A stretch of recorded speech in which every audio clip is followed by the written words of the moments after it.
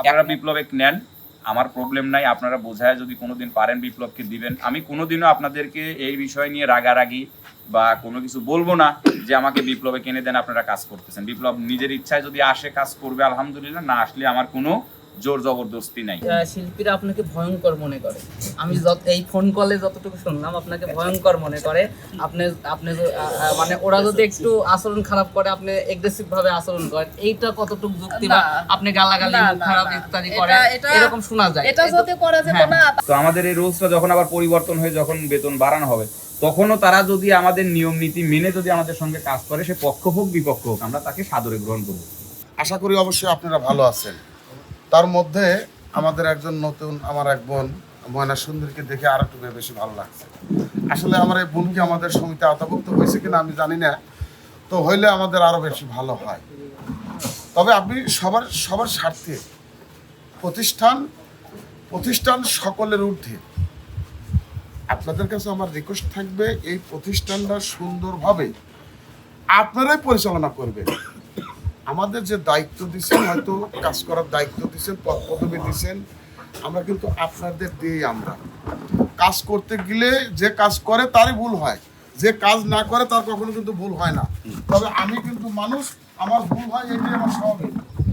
তবে আপনাদের কাছে অনুরোধ, আপনারা এই প্রতিষ্ঠান ঠিক রাখতে আপনাদের সকলের পরামর্শ অনুযায়ী আমাদের এই পাবনা মিডিয়া মালিক সমিতি সংগঠন দরকার বাইল যদি আমাদের শর্তাবলী যদি পরিবর্তন করতে হয় আমরা তাও করব।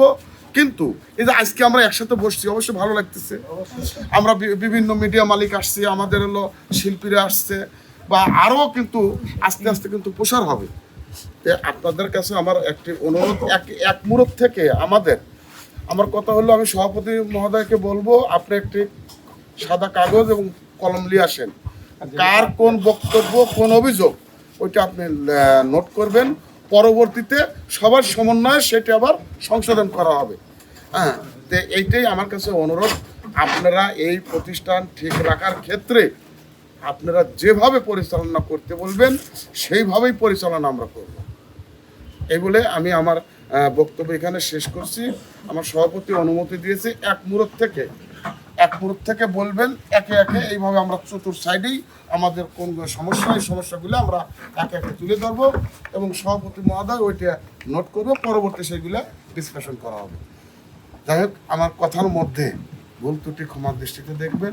আর বিশেষ করে আমরা যাতে এরকম ভাবেই একত্রিত মানে থাকতে পারি, যাতে এটা যাতে ভাঙে না যায়। আর এটা ভাঙলে আপনারা দেখেন আমাদের মান সম্মান কিছুই থাকবে না। আমরা যেভাবে লড়াই করতেছি অবশ্যই করে যাব, এবং যেটা ভালো হয় সেটাই আমরা সবাই মিলে করব আশা করি। তো এরপরে থেকে যাদের যা যা সমস্যা এতদিন হয়েছে বা এক একজনের প্রতি এক একজনের ক্ষোভ থাকতেই পারে, এখন আপনাদের মধ্যে যদি এরকম সমস্যা থাকে তাহলে আলোচনা করতে পারেন। আপাতত আমি এই পর্যন্তই রাখতেছি, তারপরে যে যে সমস্যা আবার পরে আমি বলবো ইনশাল্লাহ। আর অবশ্যই সবাই মিলে সংশোধন করব। আমি যদি কাউকে ইনভাইট করি আমার চ্যানেলে গিয়ে কাজ করতে হবে, আর আমাকে যদি আপনারা ডাকেন, যদি ভালো লাগে আমিও আসার চেষ্টা করব। আর আপনাদের মধ্যে আমি আসি। ঠিক আছে, সেটা বুঝলাম, কিন্তু তুমি যে আমাদের সংগঠনের সাথে সংযুক্ত আছো কিনা সেটাই আমি তোমাদের হ্যাঁ, আমি সংযুক্ত আছি জন্য এখানে আসছি। কিন্তু এখানে আমি যে কথাটা বলছি যে আমার শিল্পের প্রয়োজন হয়, আমি কিন্তু একা একা চ্যানেলে পরিশ্রম করে যাচ্ছি, কিন্তু আমি কোনো শিল্পী পাচ্ছি না। আমার ওখানে কেন যাচ্ছে না? কিন্তু এই নিষেধগুলো কারা করতেছে? কেন এরা দুটা দল হয়ে গেল? আমি চাচ্ছি যে, যেহেতু আমি এখন আপনাদের মধ্যে আছি, আমিও চাচ্ছি যে এই শিল্পীগুলোকে আমিও যেন। দল হওয়ার পর থেকে এই সমস্যা হচ্ছে নাকি দল হওয়ার আগে থেকে? দল হওয়ার আগে থেকে শুরু হয়েছে, আর এখন তো ডাকলে আরো পাওয়া যাচ্ছে না। এখন যেহেতু দুই ভাগ হয়েছে এই ক্ষেত্রে হয়তো পাচ্ছেন না। এখানে একটা কনফিউজ আছে, সেটা হচ্ছে ময়নাফা আমাদের যারা শিল্পীরা কিন্তু কেউ জানে না, ময়নাফা আমাদের সংগঠনের সাথে কিন্তু যুক্ত ছিল না। বা আপনি মনে হয় আমাদের সংগঠন হওয়ার পর আপনি রিয়াকে নিয়ে একদিন কাজও করছেন মনে হয়, আপনি পরবর্তীতে কাজ করেন নাই। এই বিষয়টা নিয়ে হয়তো অনেকে মানে গোলযোগ একটা থাকতে পারে, এটা হচ্ছে সবার ভুল বোঝাবুঝি। সেটাই, এখন এই ভুল বোঝাবুঝিটা আমি মনে করি না থাকারই দরকার। সবাই মিলেমিশে কাজ করলে আজকের পর থেকে আপাতত হবে না। হ্যাঁ, এরকম। তো আমি আর বেশি কিছু বলবো না, যেহেতু মিডিয়াতে একাই কাজ করে যাচ্ছি। যতটুকু বললাম, হয়তো এর মধ্যে ভুল ভ্রান্তি থাকলে আপনারা বলে দিন। আমার একটা প্রশ্ন আছে, সেটি হচ্ছে অনেক শিল্পীরা আপনাকে ভয়ঙ্কর মনে করে। আমি এই ফোন কলে যতটুকু শুনলাম আপনাকে ভয়ঙ্কর মনে করে। আপনি আপনি মানে ওরা যদি একটু আচরণ খারাপ করে আপনি এগ্রেসিভ ভাবে আচরণ করেন, এইটা কতটুকু যুক্তি? বা আপনি গালাগালি মুখ খারাপ ইত্যাদি করেন, এরকম শোনা যায়। এটা যদি করা যেত না তাহলে যখন বলি মিলন ভাইয়ের মতো আমাকে কিন্তু বয়কট করে দিত। ওরা যে পর্যায়ে বর্তমানে দেখা যাচ্ছে যে বয়কট গুলো করতেছে, আমি যদি এই শিল্পীদের সঙ্গে খারাপ আচরণ এরকম করতাম, এরা অনেক আগে কিন্তু আমার বিরুদ্ধে লাগতো, কিন্তু আমি এমন আচরণ করি নাই জন্য আমার বিরুদ্ধে কেউ এ পর্যন্ত লাগতে পারি নাই। তো এটা সম্পূর্ণ তো সম্পূর্ণ মিথ্যা কথা। এটা আর কি বলবো, এখন তো আমরা শিল্পী থেকে সবাই আবার চ্যালেঞ্জ করে দেখা যাচ্ছে যে মিডিয়ার মালিক দাবি করতেছি, চ্যালেঞ্জ মালিক হয়ে গেছি। তো এখন আসলে কি বলবো, মানে নিজেকে বড় করার জন্য আমরা এক একজন এক এক রকমের মুখ দিয়ে এক এক রকমের কথা বলে যাচ্ছি, কিন্তু এর মধ্যে আমাদের এই আলোচনার মাধ্যমে এটা আমাদের আর কি সমাধান করে নেওয়া দরকার যে এরকম উস্কানিমূলক কথা এবং এবং এবং এই বানানো কথাগুলো এভাবে বলা যাবে না। এগুলো আসলে আমাদের কাছেও খারাপ লাগে এবং আমাদের ভিডিওতে বাইরে থেকে যে দর্শকগুলো দেখে তাদের কাছেও খারাপ লাগে। সুন্দর কথা। এমনও বলছে যাক সেগুলো নাই বলে বিস্তারিত আবার বলতে গেলে আবার কথা বাড়বে, পেঁয়াজ রসুন হ্যান ত্যান চাল ডাল যাই বিক্রি করা লাগে আমরা করছি, আমরা গরিব মানুষ আমরা করছি, তো এতে কোনো প্রবলেম নাই। এই জন্য বলতেছি যেহেতু আমাদের মধ্যে ঝামেলা চলতেছে, যদি পক্ষ বিপক্ষই না থাকতো তাহলে তো ভাই এই মিটিং এরও কোনো প্রয়োজন ছিল না, এত আলোচনারও প্রয়োজন ছিল না। হ্যাঁ বলেন। আমরা বলছি যে বেতন যদি তাদের কম হয় আর একটু বাড়া দিয়ে যদি যারা তাদের কাজে আসবে তাদের নেব, তারা যদি আসবে না তাদেরকে আমরা পায়ে ধরে আনতে পারবো, যদি আসতে চায় তাদেরকে আমরা নেব। এটা কিন্তু এটা এই জন্যই হ্যাঁ বারেক ভাই কথাটা বলছি এইভাবে। Okay thank you. তবে বারেক আঙ্কেলের কথার মধ্যে একটা এখানে গুরু রহস্য আছে, ঠিক আছে? গুরু রহস্য বলতে আমরা যদি ফিস বেতন, যেমন ওরা বলতে 2500 টাকা আর আমরা বলছি 1500 টাকা, ঠিক আছে? আমরা যদি এখানে যদি ফিসটা একটা করে দিয়ে হয়তো 1800 টাকা কি 2000 টাকা এই ফিসটা যদি বেতনটা করি, তাহলে অনেকেই দেখা যাচ্ছে আমাদের চ্যানেলে কাজে আসার একটা আগ্রহ থাকবে, ঠিক আছে?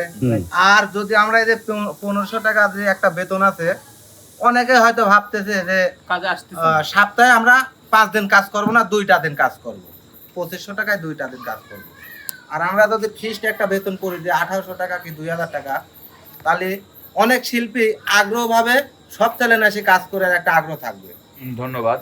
আসলে এই প্রশ্নটা আমার একটু ভেঙে নেওয়ার উদ্দেশ্য এইটাই যে আমরা যাতে এটা বিষয় ক্লিয়ার হতে পারি, যাতে আমাদের মধ্যে কোনো দ্বিধাদ্বন্দ্ব না থাকে। এখন মিটিং করে যাচ্ছি, বাজারে যাওয়ার পরে বলবে ভাই তাইলে আমি কি ওকে নিতে পারবো বা তাকে নিতে পারবো, এই যে একটা ঝামেলা, এই ঝামেলাটা যেন আমাদের মধ্যে আর না থাকে। আমরা বেতন বাড়াবো, হ্যাঁ এখানে কিন্তু আমরা সর্বসময় বলে আসতেছি যে আমরা যে রুলসটা করছি এই রুলসটা পরিবর্তনশীল। আমরা 30 জন করছি, আমরা 30 জনই আবার পরিবর্তন করতে পারি, সেটা আলোচনা সাপেক্ষে। তো আমাদের এই রুলসটা যখন আবার পরিবর্তন হয়ে যখন বেতন বাড়ানো হবে, তখনও তারা যদি আমাদের নিয়ম নীতি মেনে যদি আমাদের সঙ্গে কাজ করে, সে পক্ষ হোক বিপক্ষ হোক, আমরা তাকে সাদরে গ্রহণ করব। মহিদুল ভাইয়ের কথা ছিল নীতিমালা বাস্তবায়ন সঠিকভাবে হচ্ছে কিনা, এটা একটা গুরুত্বপূর্ণ বিষয়। আর একটা প্রশ্ন ছিল হচ্ছে মামুন ভাইয়ের যে বিপ্লবকে আসতে দেওয়া হোক।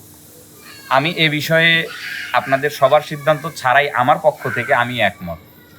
আপনারা বিপ্লবে নেন, আমার প্রবলেম নাই, আপনারা বোঝায় যদি কোনোদিন পারেন বিপ্লবকে দিবেন। আমি কোনোদিনও আপনাদেরকে এই বিষয় নিয়ে রাগারাগি বা কোনো কিছু বলবো না যে আমাকে বিপ্লবে কিনে দেন, আপনারা কাজ করতেছেন। বিপ্লব নিজের ইচ্ছায় যদি আসে কাজ করবে আলহামদুলিল্লাহ, না আসলে আমার কোনো জোর জবরদস্তি নাই।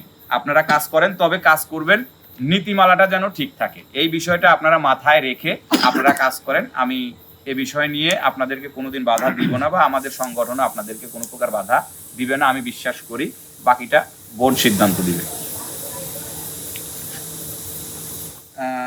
রানী আপু বলে গেছে একটা কথা, মিডিয়া মালিক সমিতি যেন টিকে থাকে, সবাই মিলেমিশে যেন কাজ করতে থাকে, এটা আমাদের সবার একই কথা। আমিও চাই যে আমাকেও যদি আপনাদের মিডিয়া মালিক সমিতি থেকে যদি সাইড করতে হয় করবেন, আমি রাজি আছি। বাট কেউ এই সংগঠনটাকে নষ্ট কইরেন না। এখনো আপনারা মাথা তুলে দাঁড়িয়ে আছেন, এখনো আপনারা সম্মান পাচ্ছেন, আর আমরা এখনো কিন্তু সম্মান নিয়ে আসি। তাই এই যে সম্মানটা নিয়ে আমরা আসি, এই সম্মানটা যেন আমাদের থাকে, এই সম্মানটা যেন নষ্ট না হয়। সেটা যদি আমার কারণে নষ্ট হওয়ার কোনো রাস্তা হয়, আমাকে আপনারা সাইড করবেন, আমি সাইড হয়ে যাব, কোনো প্রকার দ্বিধাদ্বন্দ্ব করবো না ইনশাল্লাহ। ময়না আপু বলে গেছে উনি শিল্পী পাচ্ছে না, উনি শিডিউল দিলে শিল্পী পায় না। আমি আশা করি যে আমাদের এই পাবনা মিডিয়া মালিক সমিতির সংগঠনে ময়না আপু যেহেতু আজকে একমত প্রকাশ করছে, তো আগামী দিন থেকে উনি যদি শিডিউল করে বা প্রোগ্রাম দেয়, আমাদের যে শিল্পীগুলো কাজ করতেছে শিল্পীদের মধ্যে যদি উনি কাজ করতে চায়, তাহলে আমাদের সমস্ত শিল্পী তার চ্যানেলে গিয়ে কাজ করবে, এটা আমি দীর্ঘ বিশ্বাস করি। জাহাঙ্গীর ভাই বলছে হুট করে কেউ কোনো সিদ্ধান্ত না নেওয়া উচিত। হ্যাঁ, অবশ্যই এটা আসলে একটু অন্যরকমই দেখায়, কারণ এই বিষয়টাই, এই প্রবলেমটাই মূল প্রবলেম হয়ে দাঁড়িয়েছিল আমাদের সেলিম ভাইয়ের জন্য। সেলিম ভাই যখন গ্রুপে মেসেজ করছিল বা মিরাজ যখন গ্রুপে মেসেজ করছিল, হয়তো দুই একজন যেমন মামুন ভাই, রিপন ভাই, সেলিম রেজা ভাই বলছিল যে হ্যাঁ নেন, বারেক ভাইও একটু বলছিল যে হ্যাঁ নেন, সমস্যা নেই, পরবর্তীতে আমরা বোঝাবো। তো আসলে তাদেরকে দোষ দিচ্ছি না আপনাদের, বাট যদি আপনারা আরও যদি 10 জন বা 11 জন যদি এই মতামতটা একসঙ্গে প্রকাশ করতেন, তাহলে আমার মনে হয় যে আপনারা ভয়েসের ভিত্তিতেই আপনারা মনে হয় বিপ্লবকে নিয়ে কাজ করতে পারতেন। শুধু ভয়েসটা করছিলেন কিন্তু 4 থেকে 5 জন। তার মানে কি দাঁড়ায়, আমরা যদি সংগঠনেই থাকি, সংগঠনটা এমন একটা জিনিস যেখানে 5 জন সদস্য থাকলে অবশ্যই কিন্তু 3 জন একমত হতে হবে, তবেই কিন্তু সেই বিষয়টা পাস হবে। তো এখানে আমরা 30 জন 33 জন লোকের মধ্যে আপনারা 4-5 জন একটা ভয়েস করছেন যে ঠিক আছে নেন, নিয়ে কাজ করেন, পরবর্তীতে দেখা যাবে, আমরা চেষ্টা করবো মিলন ভাইয়ের ওখানে কাজ করানো। মানে আমি আমার তরফ থেকে বলতেছি আপনারা বিপ্লবকে নেন, সবাই কাজ করেন, নো প্রবলেম, সবাই কাজ করেন, আমার চ্যানেলে কাজ না করলেও প্রবলেম নাই। সে যদি কোনোদিন ইচ্ছাকৃতভাবে মনের ইচ্ছায় যদি বলে যে হ্যাঁ আমি আজকে মিলন ভাইয়ের চ্যানেলে কাজ করবো, আমি তাকে ওই দিনই নিব বা ওই দিনই তার সঙ্গে আমার কাজ হবে, না হলে আমি জোরাজোরি করবো না। কিন্তু আমার অনুরোধ একটাই, সংগঠনটা যেন টিকে থাকে, সংগঠন